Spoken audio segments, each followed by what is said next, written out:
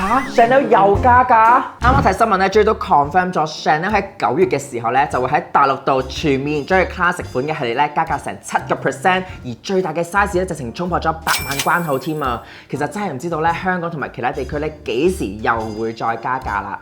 其實咧每一次見到 Chanel 加價嘅新聞咧，我都會好抌心口。點解我唔早幾年咧就入手定1兩隻 Chanel 嘅 classic 款系列咧？而呢一隻袋咧就係我上年1月嘅時候咧入手嘅人生第一隻 Chanel 手袋啦。其實好意外地咧，佢成為我呢1年半出場率最高嘅袋啦。無論我翻工又好啦，我出街又好啦，我去買餸咧，我都一定會孭住佢，因為佢真係超好用同埋好好襯啊！如果你想知道邊一隻 Chanel 可以咁巴閉戰勝我所有 H 袋，俾我用得最多嘅話咧，就記得 like、subscribe 同埋撳埋個鐘仔，我就開佢出嚟俾大家睇啦。究竟係邊一隻手袋呢？噔噔，就係佢啦！我嘅黑銀 Max 2.55，佢係咪同大家好中意嘅 Classic Flap 好似呢？但其實佢早喺1929年咧已經面世㗎啦。呢個手袋喺當年咧，簡直就係驚天地泣鬼神嘅設計。因為咧嗰個年代咧，好多女士們嘅手袋咧都只係 top handle， 即係手拎嘅啫。咁但係咧 Coco Chanel 為咗可以雙手插袋同埋行動方便咧，佢就將呢個鐵鏈嘅設計咧加咗入去一個手袋度啦。去到1955年2月 Coco Chanel 重新出發嘅時候咧，就正式將佢生產啦。所以咧呢一個袋嘅命名咧都係為咗紀念呢一個月份嘅，所以佢就叫做2.55年嘅2月咁解啦。咁大家見到咧，我呢一隻就係黑色配銀鏈同埋銀扣啦。咁而家出嘅2.55咧，其實都保留咗當年2.55嘅銀鐵鏈設計嘅。咁佢比起咧而家嘅 classic flap 嗰種皮穿鏈咧，佢係更加有一種 rock 味啦，同埋型格啲啦。咁佢條鏈咧其實係有2個孭法嘅。咁你咧可以兩邊抽起嚟咧，咁你就可以上膊單肩孭啦。咁如果我平時襯啲斯文啲嘅衫咧，我就會咁樣孭嘅。或者咧，如果我想方便啲同埋型啲嘅話 ，casual 啲咧，我就會將條鏈咧褪到去最後啦。咁佢呢條鏈咧，其實我係男仔都絕對夠長咧，去做一個 crossbody 斜孭嘅效果嘅。我揀2.55其中一個最大嘅原因咧，就係因為呢一個扣啦，佢係有一個名嘅，就叫做 Mademoiselle 轉鎖啦。佢比起而家 classic flap 嘅大 CC logo 咧係低調好多好多嘅。我就係中意佢呢一個咧，唔需要有一個好大嘅 Chanel logo 咧，明眼人都可以一睇就知道佢係一個 Chanel classic 嘅系列啦。同埋咧呢一個扣咧真係好方便，好 smooth， 一開一留咧攞嘢係超輕鬆咯。所以點解我呢年半用佢用得咁多啦？不如我做埋個民意調查，你哋究竟中意2.55多啲啊，定係 classic flap 多啲呢？歡迎喺下面留言話俾我知啊！因為咧，其實我都心喐喐咧，好想入手買一個 classic flap 嘅。咁我呢一隻咧就係經典嘅菱格紋設計啦。其實咧佢之後係會有出咗一個山形紋嘅設計嘅，但我就揀咗菱格紋，因為咧我覺得菱格紋設計係比較 classic 啲啊。因為當年咧 Coco Chanel 咧係好迷戀馬術運動嘅，咁佢就將馬術用到嗰啲外套啊、馬鞍啊同埋嗰啲毛氈嗰啲菱格紋設計咧用喺佢嘅袋度啦。多數嘅2.55咧都會用到呢一隻仿舊嘅小牛皮嘅，唔係我用到佢咁殘㗎，而係咧一開出嚟嘅時候咧，佢已經係有咁多摺痕㗎啦。咁佢比起荔枝皮咧係會腍身好多嘅，觸感上咧我覺得會偏似小羊皮多啲，但係就完全唔使驚佢會花咯。佢真係咧我攞佢出街同人對冚咧。我用咗年半啦，基本上日日用咁滯咧，係完全冇呢個耗損嘅程度，所以咧，我覺得佢係超襟用嘅。新買翻嚟嘅時候咧，2.5已經係咁樣㗎啦，佢係直情可以成個撳落去冧 BB 係可以撳扁佢嘅。咁如果 classic flap 嘅話咧，佢嘅側邊同埋個底部連住咧，佢係會挺身好多嘅，個袋型咧會 formal 好多。大家會見到咧側邊呢度咧已經有個摺痕啦，個底呢一度咧都係可以摺埋佢嘅，咁就更加隨性，更加 rock味啦，同埋咧可能方便大家去旅行咧，你直接將佢攝入去個行李箱度咧，都係一樣可以隨便帶佢去街，咁就唔使驚話會整花佢或者要好照顧佢嘅袋型啦。咁所以呢一個咧係更加啱我呢啲粗用之人之選啦。咁我呢一隻咧就係 Maxi size 啦，咁官網上面咧就叫做特大號嘅，咁佢咧就係長31.5cm 啦，高20cm，側邊闊咧就係10cm 嘅。咁其實咧2.55四個 size 咧我都好中意嘅，即使係 mini 版我都覺得好得意啦。但係咧我就諗，如果用喺我度嘅話咧，我孭 maxi size 應該就會係最型啦，同埋佢夠大可以裝到最多嘢啊嘛。我當時咧入到專門店咧，其實我都係隨口噏下啊，我想要黑銀 maxi 嘅2.55。咁我點解要 specific 要黑銀咧？因為咧我覺得2.55如果係襯佢嗰種金面咧，我覺得有啲似百兩金嗰種金咧，我覺得太誇張同埋太土豪 feel 啦。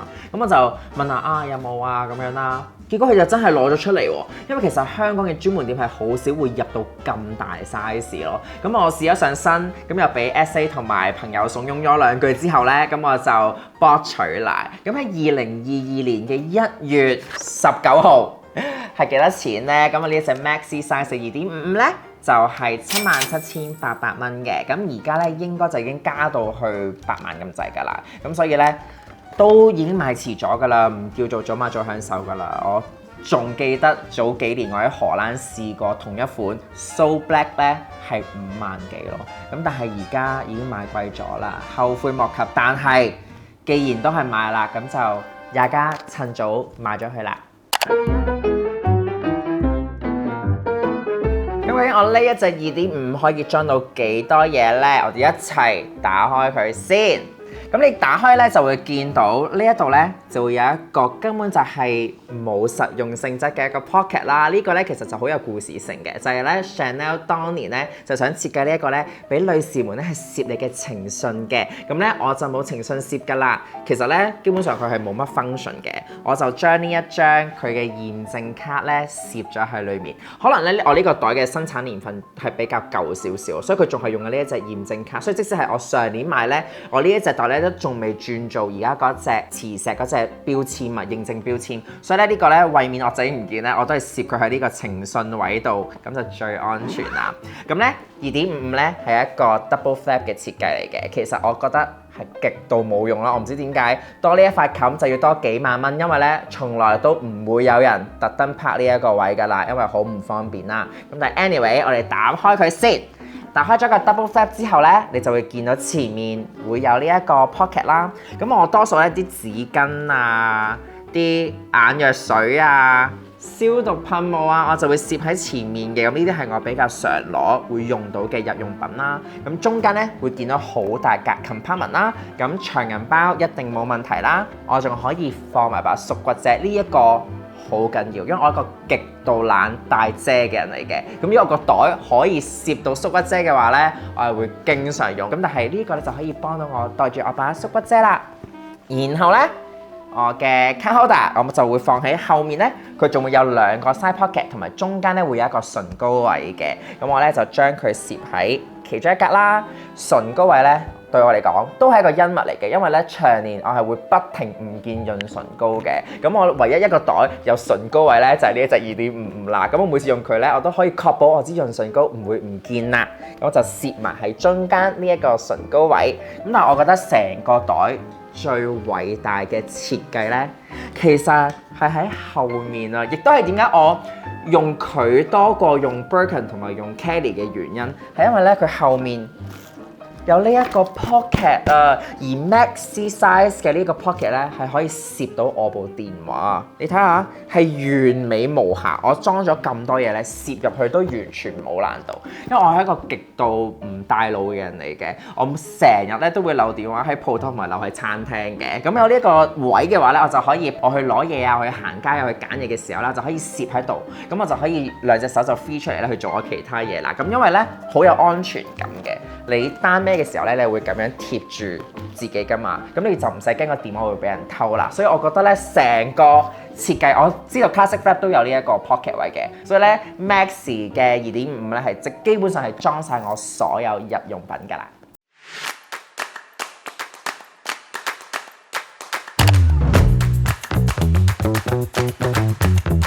平時唔想太誇張，着下正式衫褲嗰時咧，我都中意斜孭個2.55嘅，感覺咧會着 casual 啲。今次咧好簡單，上面着咗一件 Issey Miyake 嘅黑色短袖摺摺 polo 啦，下面咧我就着咗一條我超中意嘅以色列設計師品牌 Headminer 嘅綠色泡泡褲，加埋咧我呢一對愛馬仕嘅鏡皮包頭拖鞋咧，成個配搭俾人感覺輕鬆簡單，但係咧又唔會太 hea。轉一轉做個秋冬 look 先，呢一套咧就誇張過上一套好多啦，用 earth tone 襯翻黑銀色嘅2.55就一定冇問題啦。上半身我着咗一件 Louis V 嘅米金色男裝油畫jumper，下面咧我就着咗一條 Marni 嘅酒紅色百褶裙褲，個袋咧我就中意單邊孭，時裝感咧就會再重少少啦。得嚟同2.55做個總結啦。如果要講配襯度嘅話咧，我會俾4粒星嘅，因為咧無論你 casual 又得啦，你斯文 look 又得啦，2.55咧都一定唔會失禮嘅。咁嗰一粒星扣咗喺邊度咧？就係有陣時我真係着到好 sporty 嘅話咧，咁真係 carry 唔到一個 Chanel 袋啦。咁所以嗰粒星就扣咗喺我要着啲 sporty look 嘅時候咧，我攞唔到佢啫。但係如果你話要着牛仔褲啊 T-shirt 嘅話咧，佢都一定絕對冇難度嘅。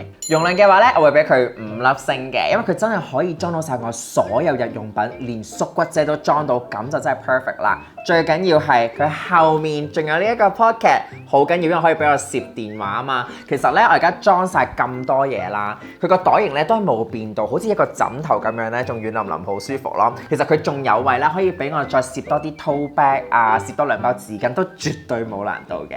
耐用度咧，我會俾5粒星嘅。咁啱啱已經講過啦，佢呢一隻做舊嘅小牛皮咧，已經係咁殘舊㗎啦，啱晒呢啲咁粗用嘢嘅人。你睇下，連我呢1年半每日不停蹂躪佢咧，佢都好似新嘅一樣咁樣嘅。